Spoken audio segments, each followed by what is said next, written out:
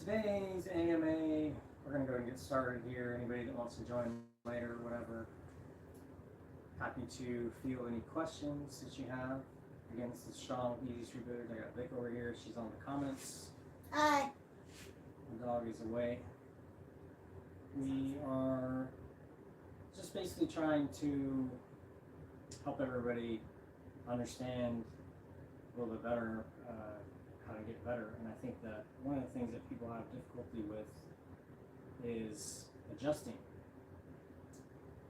One of the things I think that is crucial with pool to understand is that it is an environmental game, meaning that it's not like a video game where the environment is static. You're not static. You know, everything is basically in a state of flow all the time, shifting cycles, etc. If you play a weekend tournament, for instance, well, maybe we'll just set this up as a weekend tournament scenario. If you're playing in the morning in a weekend tournament, you know, in the pool room where you're at just opened and it's been closed all night, you know, maybe the temperature is lower because they turn the heat down before after everybody goes home. And so when you get to the pool hall, you're practicing for this tournament, and say it's like 9 a.m., 9:30, maybe the tournament starts at 10. You get there and you're hitting balls, and you start getting the stroke, and then you start feeling really comfortable about what's going on, and then maybe you play a match early, you know, at the beginning of the tournament, and you do really well, and then you feel great about it, and then an hour, 2 hours later, you're playing your next match, and now you feel like you can't make a ball. All the things that you were doing in your last match were working then, and now it doesn't seem like any of it is really working. You're getting close, but you're not quite getting there, and you feel like, oh, I gotta remember what I was doing, and then if I can do that, then I'll be back. That's, I think, what most people think is the solution, and that they're basically, you try to remember how you were doing it before, and that's gonna lead you to the promised land of like how you're gonna do it now. And really, that's not how it works. In most environments, where a pool is at, there's going to be, like, just in the example of the table itself, we're not even going to worry about, I'll get to the outside environment, but at the beginning, like, this table is in my garage. It's 45 degrees outside. Inside the garage, you know, it might be 50 to 55 degrees at the beginning of when I turn the heat on, and then maybe an hour later I come and play, and then it's like normalized. But the heat does fluctuate in here quite a bit. And one of the things that you have to do in order to be successful in this place is you have to realize that over time, the temperature is going to go up and down, the humidity may be higher or lower, and may be fluctuating based on whether or not the door's opening, whether or not there's in this garage, there's not going to be a significant amount of people. When you go to the pool hall, you're dealing with the same things. The table will start out colder, it'll increase in temperature throughout the day until it gets to a static, whatever the temperature is inside, but that temperature of the air is also fluctuating, and it's not the same necessarily as the temperature of the table is increasing. The reason why that is because either people are like putting their hands on it, their bodies are on it. You have just by being 98 degrees approximately surface temperature of your body that emanates from you, and it actually will warm the environment slightly as you are dissipating the heat that you're generating through living. And all the bodies in here, if we're in a pool hall, we're all breathing, increasing the humidity, and if that's not being recycled out through the air conditioning, over the course of time that there are a lot of bodies in the place, the humidity will increase, and that will change the effect of what you're doing and make you miss balls that you were making, even if you're doing exactly the same thing. In fact, that is why you're making the mistakes, is because you are doing exactly the same thing as you were before, because you're trying to mechanically repeat the action. And in pool, the nuance of understanding that there's a change in the conditions requires you to be very observant about what's happening with the physics of the environment, and that is how you adjust, is by being constantly aware that nothing is going to be the same from shot to shot. You may not be able to see or feel the difference between 1 second and the next, but they're not the same. They're very close, but there's always going to be a shift towards one thing or the other, and that as you play more tournaments, you get a feel for it, and if you're not conscious of it, you won't necessarily know that's what's happening. So I would say that one of the main things that I like to try to do is not assume that what I'm going to do is going to work necessarily, but what I'm going to do is try to observe what I'm doing and how that's affecting, you know, the shot, as far as like if I believe that I'm going to hit the ball and then I'm going to play it into this, for instance, say we're going to play this 9-ball rack, and I'm going to shoot the 1 and I'm going to play the tangent line between into this rail and between the 3 and the 6 to play a shot for that 2-ball, and then I would obviously then try to play for this 3 next, probably go down there for 4, whatever. Point being, as soon as I hit this ball, the physics are going to be taking place, and what I think a lot of people, they spend their awareness looking at to see what this ball does, and then they see what this ball is doing, but they don't see the physics of what's happening. They see the change in position of the balls, then they think, oh, I made the ball, and my cue ball went over here. If I played it to the exact spot that I wanted to, then I would feel like, okay, I'm dialed in. Now, if I don't hit it to the exact spot that I want it to go to, say I overcut the 1 or undercut it, you know, and I don't see that. It goes in and I'm like, I got it, I did it, I made the ball. So that's success. The thing is that in pool, being slightly off here, missing the shot by, meaning you're missing your mark. That's the thing, is like if you don't hit your mark, there's a reason for that, and you need to make an adjustment. And if you're not hitting your mark, then that means eventually you're going to miss, because you're not hitting the spot that you want to on this ball, or the reaction of the balls when they touch together is not what you think.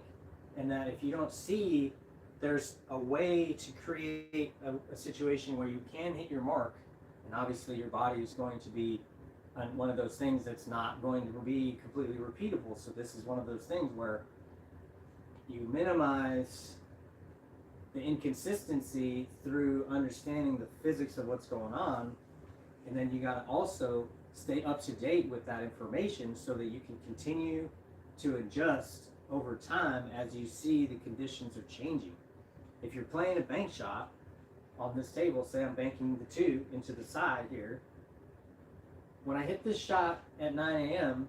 and make it, now you go and now it's 6 p.m., the same shot has now occurred somehow, and now I shoot it exactly the same way that I did at 9 a.m.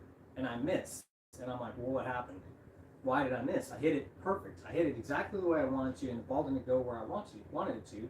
And most of the time, the reason why is because the physics have changed and you haven't seen that. And now the reality of the shot is different. What you needed to do is different.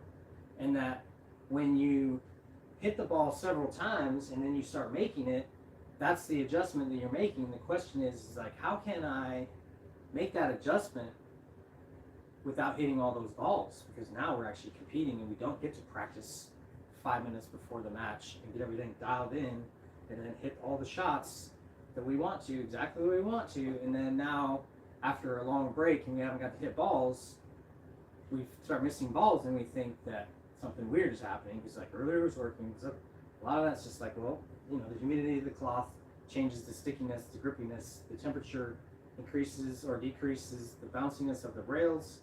The cloth itself picks up more friction as if it's wetter.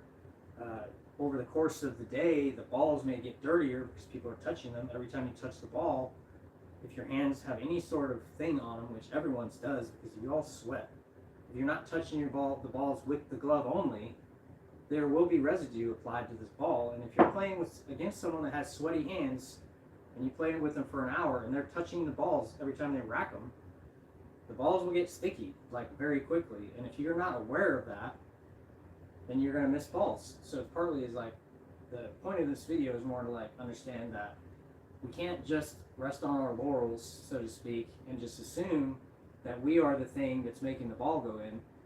There's external factors that we need to constantly be taking into account, hopefully subconsciously, but like initially you have to be conscious about it. You have to be like, what is the rail playing like?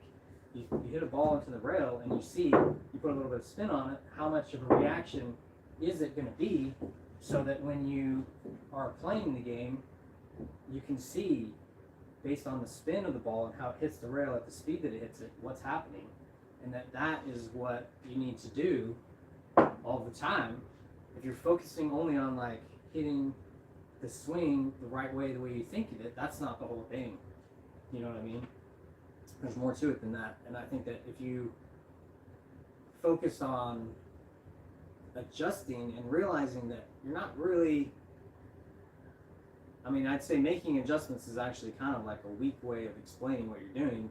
Is that really what you ideally, I think what you want to do is you want to be playing the shot in the moment that's the proper shot and hit it properly based on what's required, and that's not going to be something that you're using your memory to answer. It's going to be like a proactive event, and where you're using your mindfulness to see exactly what's happening, to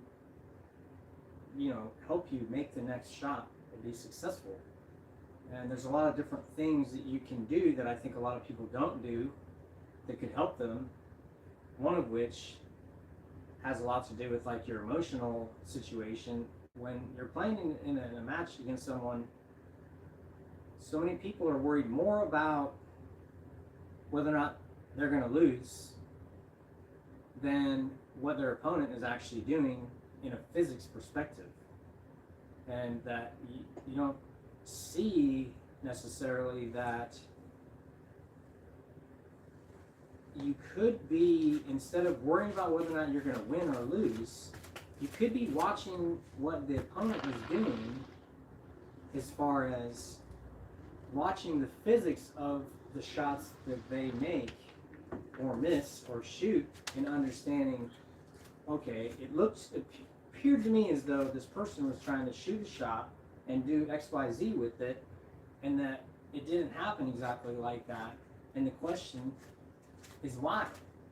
And it's not so much that you have to answer these questions for yourself, but if you watch what's happening from over there in the chair, you can see mostly exactly what's going on with the physics of it after you've been playing so many hours. And that if you can take yourself out of the situation of like, I need to win, and be like, more like, I want to observe what's happening here, so that when I come to the table, I have a better understanding of what I'm about to do, because I've seen what happened when my opponent shot. If they're being successful, they're running out good, their stroke seems proper for the table, you have clues that are being fed to you by your opponent the whole time. And if you think of that as an advantage versus like, oh, they're playing good, this is scary because now I might lose, versus be like, oh, they're playing good, so now I'm actually getting more information about like what I need to do to play better, because they're doing it actually. They're doing what you want to be doing. And thinking of it like, oh, I'm not afraid of my opponent, I'm actually using my opponent as a tool, as a resource for myself, then I can actually advance my game. And that's partly by seeing what they're doing and realizing that I can make adjustments to my own game based off what my opponent is doing, and then that becomes an advantage for me. That if I had a perspective of like, oh, okay, I'm just gonna like sit here and try to be whatever and not worry about them, I'm just gonna look away, or all the other things, because I'm trying to not be invested in this. I would say that if you change your mindset to having a different sort of investment in what's going on, and realize that it's like at the end of your career of pool, that you're going to lose plenty of games, you're going to win plenty of games, and that the outcome of each game is not so significant. What's important is really being able to absorb all the information that's available and use it to your advantage over the course of your whole career. And that by worrying about winning and losing one game or two games or whatever in a set, you're not seeing what's truly happening, which is it's basically like an overlaying statistical representation. Is like every shot you make, you score one up. Every shot you miss, you score that up. Then you start keeping track. It's like, well, why am I missing? Well, maybe you're hitting it too full, too thin, and then now you make an adjustment, right? You know, but the same thing can be said is like, well, your opponent is hitting it pure and you're not hitting it pure. How do I need to adjust my stroke to fall more in line with what something that's actually working? And yeah, it's my opponent that's making it work.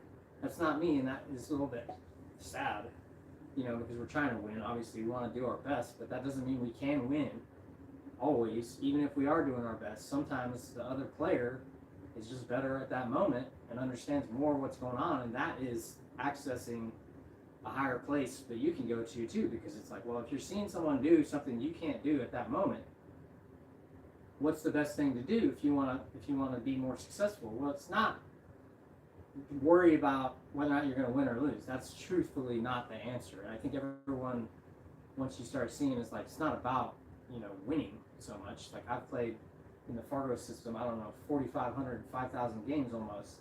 I've won 70% of those games, so I've like lost on paper 2,000 games. And after a while, you should be like, well, what does it really matter? I mean, some of these top pros, same thing. They're playing 800 speed. They're playing against other opponents that are 800 speed. They're winning like 55% of their games against those people. That's enough to make all the money that you need. You know, it's not about winning and losing. It's about understanding, okay, well, if that player is doing something that I'm not doing, I need to make an adjustment. That's how I'm going to win, is making an adjustment, changing, improving, looking at what's going on and understanding that the system that I'm employing right now is failing and that I need to improve it in order to be successful.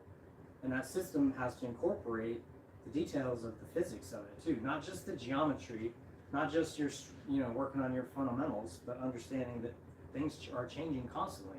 You are changing constantly. If you were like, you know, maybe you work evening shift and now you had to get up 4 hours early for this tournament, and now you're tired in the morning, and you're just going to struggle all day because you haven't gotten enough sleep, you know. And that's just like one of those adjustments that you're going to have to make. Maybe you play really well when you're playing those nightly tournaments, but then you're struggling in weekday tournaments. This happened to me for years. I worked graveyard shift, and then I didn't play that many weekend tournaments because they all start at 10 a.m. and I was going to bed at 8 a.m. It's like, I'm not going to get up and try to feel like I can compete against other players that are around my level and then enjoy myself when I've only gotten 1 or 2 hours of sleep. Or maybe I've somehow like managed to get to bed at midnight when I normally go to bed at 8 a.m. You think that's going to happen where you're going to get good rest? It's just not, you know. So like, in order to be more successful at tournaments,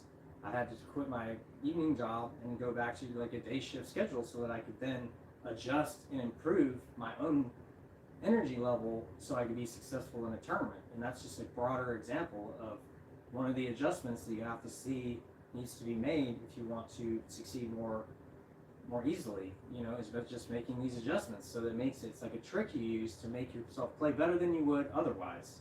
You know, it's completely acceptable. In fact, it's pretty much the only way to get better in the moment.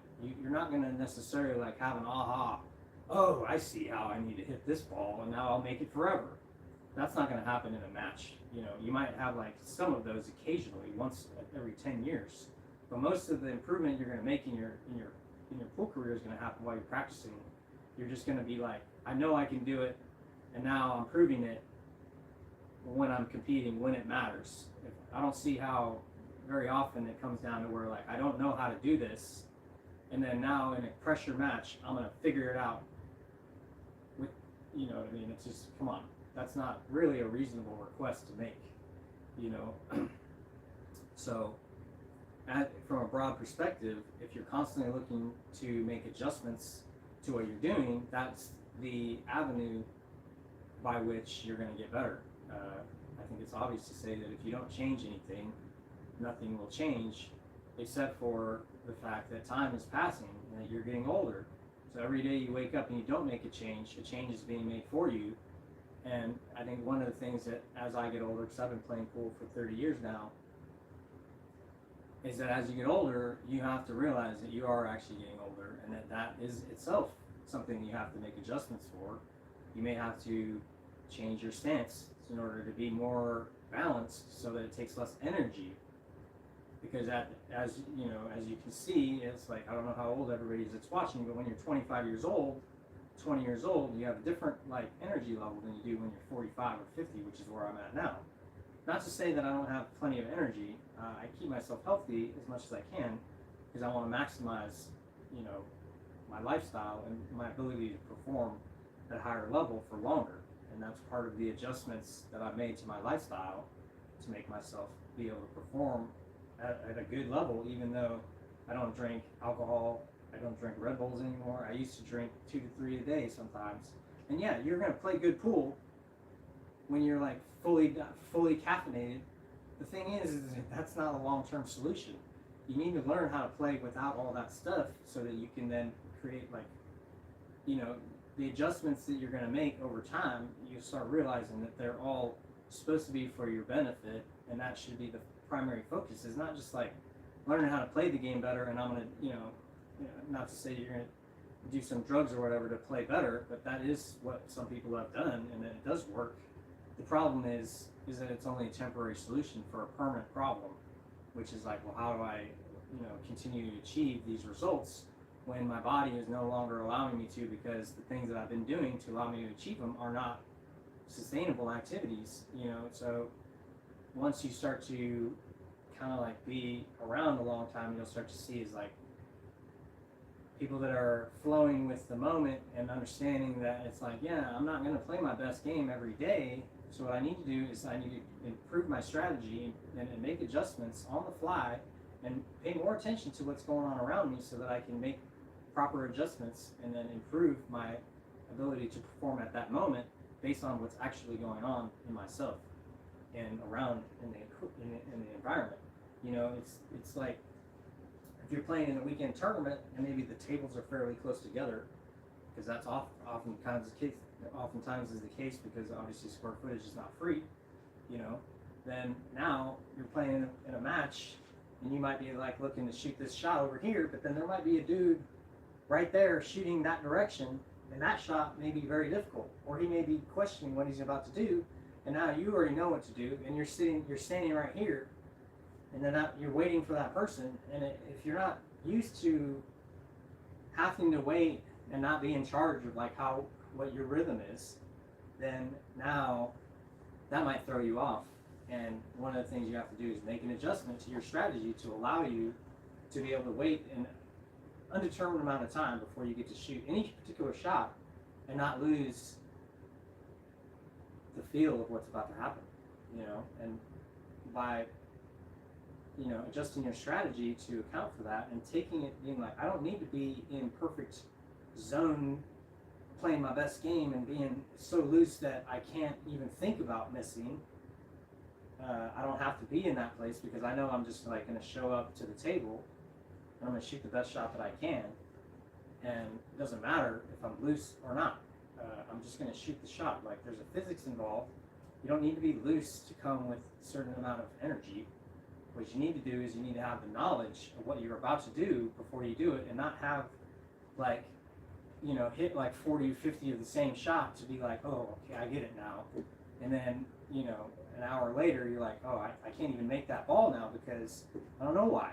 Because you weren't paying attention to what was going on. Mostly, you're just trying to get loose, which you will. But that doesn't teach you how to make the ball. It just makes you loose. And loose isn't necessarily better. Loose is just a thing, and some people don't like to be loose because they know when you're playing in the finals of the tournament, it's not likely that you'll be loose. So by trying to be loose and thinking that's your best game, you're basically putting yourself in a very difficult situation when you're not loose and you need to win anyways. To me, it's not about that. It's just like the game is the game. You're how you are, and you just have to be like, okay, what do I have now? What situation is my body in, and what is the best thing to do to allow myself to succeed at the highest level possible, given those circumstances.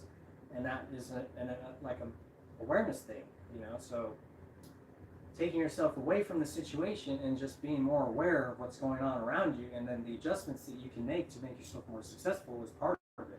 It's about being adaptable and flexible to the scenario. You're not in charge of everything that's happening unless maybe you are.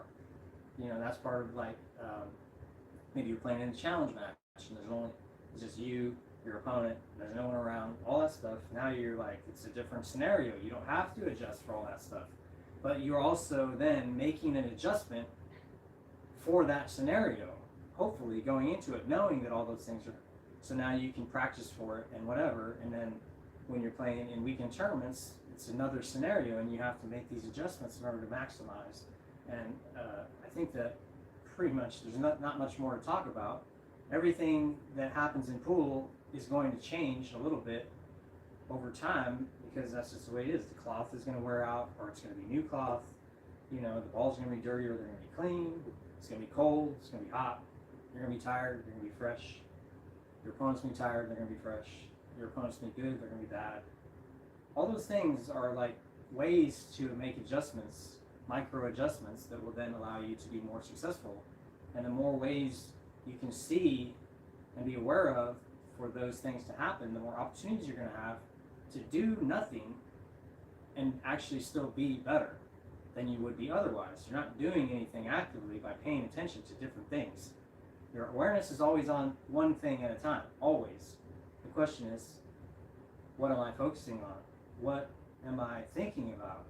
You know, and like if you're thinking, oh, I'm always going to be adjusting so that I can maximize and create higher percentage scenarios for myself to win, versus if this guy makes this ball and gets shape on the 9, then I'm going to lose.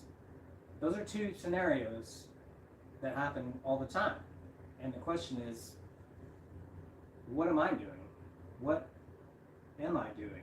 Because then you're like, okay, is that really the best thing to be doing at that moment? Or should I make an adjustment? Should I make a modification to my strategy, make a modification to where I'm pointing my awareness so that I can maximize my results? Do you have anything? No? I don't really have much more to talk about with that. I think we can go on forever and ever about it. I just wanted to bring it to people's attention, because I think that a lot of people, they wonder why they can't be successful in some of these tournaments or whatever, and they wonder why. It's like, well, why is it that the same people end up at the end of the tournament, and why do people that play more pool than them not do it? I'm like, well, a lot of it has to do with not so much your like particular ability, but like the way you're putting the game together in your mind. People that make adjustments get further given no other really rational reason. Like on paper, I don't necessarily have a higher quality skill set as far as physical skills than, you know, a lot of other players. My Fargo is higher than theirs is mostly because I'm more aware of what's going on, and I'm understanding like what the percentages are for each shot a little bit better than they are, and that translates into different choices, which is basically adjustments in a nutshell. And when I see that the choices that I'm making are not helping me get where I want to go, then I immediately look to see what modifications and what adjustments I can make to improve my results.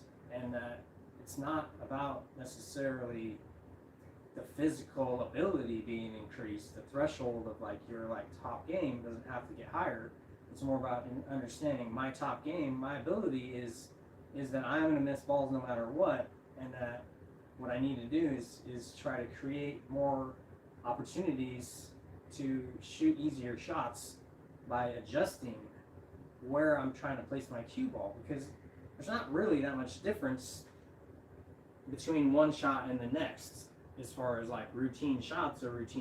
But if you're not playing precise position or whatever, then it won't be precise, and now you're going to be forced to shoot more difficult shots. So I think one of the adjustments people should make is, instead of trying to be loose, is just be more precise.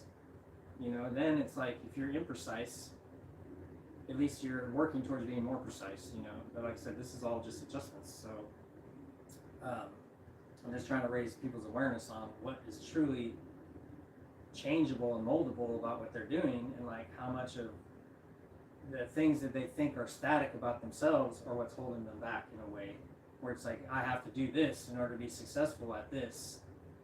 And we're like, well, why is it that you are that way and yet other people can be successful at that same thing using different tactics? Are you not capable of learning those tactics? You don't have the ability to learn those skills?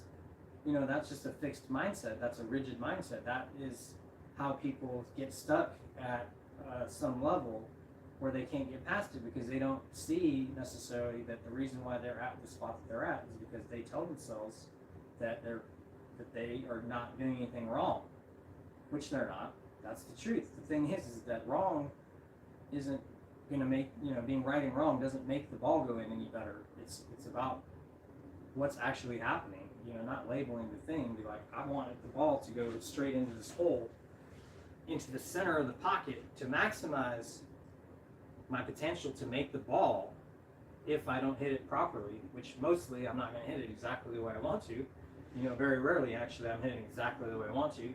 Mostly you're just playing for good enough, and good enough has to do with like, okay, what, you know, where do I, and that's just by being aware of what I'm doing, you know, seeing what the opponent's doing, what strokes are working on that table. Some bar tables, you know, like especially where we live in Washington, they're not really taken care of as well as I'd like.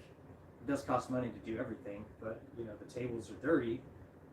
The stroke is not the same as on this table, which is a little bit cleaner. It's worn cloth, you know, but I wouldn't say it's necessarily more worn than the cloth that's at the pool, but there's no grease on this table, and that makes it play a lot different. And I have to make an adjustment to play there versus here. But I do that, and I'm okay with that. It's just a different stroke, right? But that's an adjustment.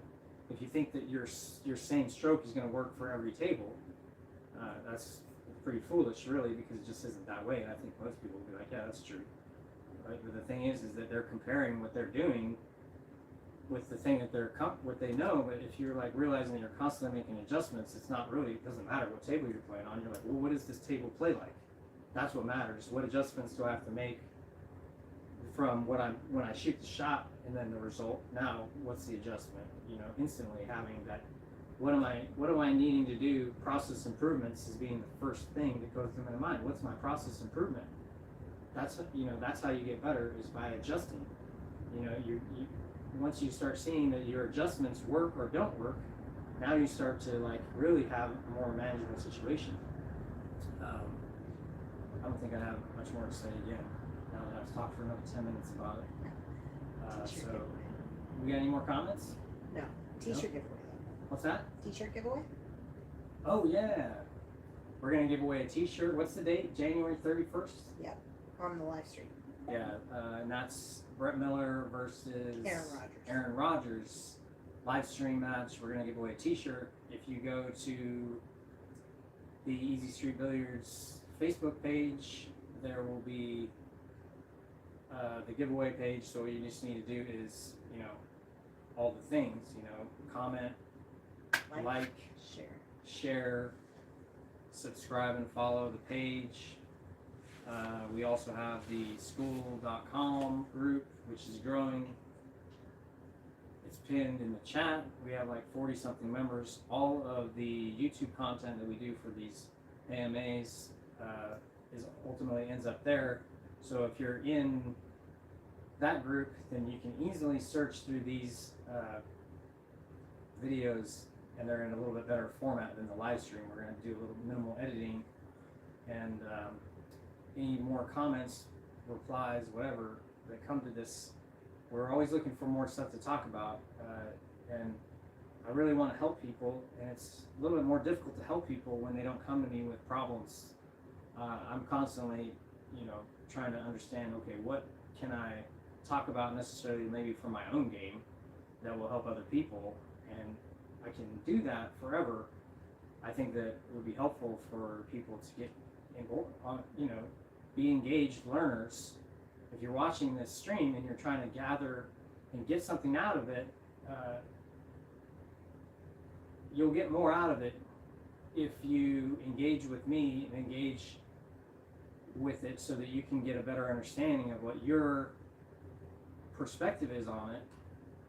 And if you just watch and be like, oh, that all makes sense, that's not actually getting you the knowledge.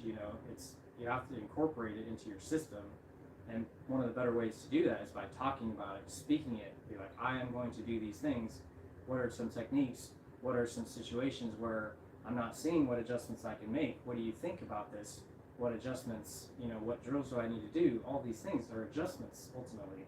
If I don't make this ball go in the hole the way I want to, I need to make an adjustment to what I'm doing to make that happen. That's all it is. It's not a failure on your part. The failure would become when you're not making adjustments and then you expect a different result. I think everyone knows that quote about insanity, where it's like, if you just keep doing the same thing and you expect different results, you're insane. That's insanity. You have to change things if you want things to change. I think most people that play pool want to get better. So I'm just trying to, highlight a few different ways for people to improve through just realizing that just your perspective on making adjustments can be way more wide open than it probably is, and that's really the thing. It's not about like stroke power. You need to advance your stroke power if you don't have enough. But once you can shoot all the shots, which I'd say that most people that are like 500 to 600 level mostly have like 85 to 90% of the shots figured out. Actually, the problem is that they haven't like learned how to lock them together, and it's not about like the way you're playing the game as far as physically. It's more about mentally, and I'm trying to help people advance that. So I appreciate all your time, and I hope you have a great rest of your week. And again, any comments are valued. Let me know if you want me to talk about anything, and I will. It's easy like that. All right, have a great one. Thank you, everyone. Bye, everybody.